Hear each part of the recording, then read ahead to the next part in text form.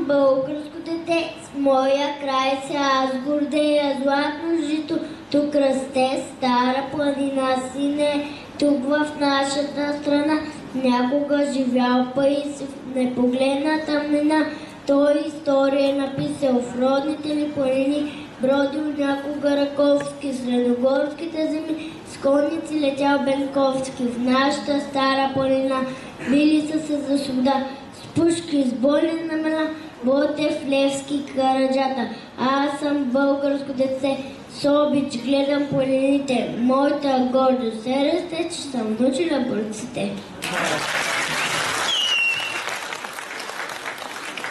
В многовековната история на българският народ има много дати, които ние добре помним. Има дати, които са запечатали гордост и слава. Има дати, които ще запомним с мъка и покруса.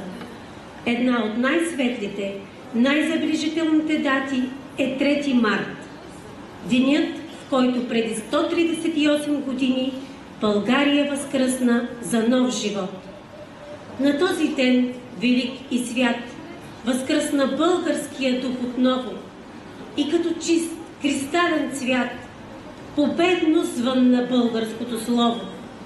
Земята на достойни синове, на Аспарух, Борис и Калоян, обсебвана от злото векове, отново гордо и свободно заблестя.